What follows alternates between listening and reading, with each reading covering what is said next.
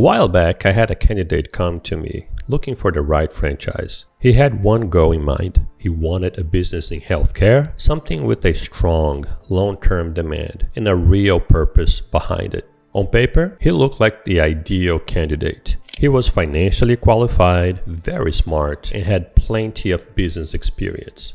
The specific franchise he was interested in was in the autism treatment space. That's a growing industry that is making a real difference in people's lives.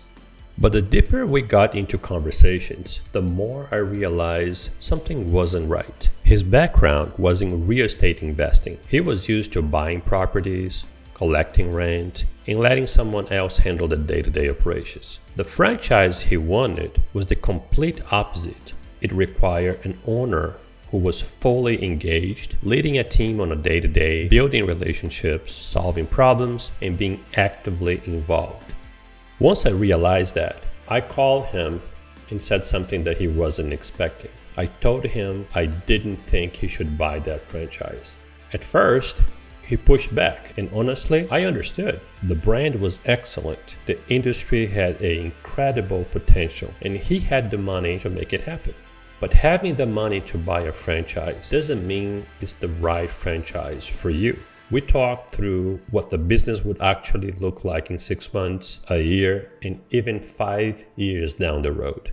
I explained how a mismatch between an owner and a franchise model can become very expensive, not just financially, but also emotionally. To his credit, he listened.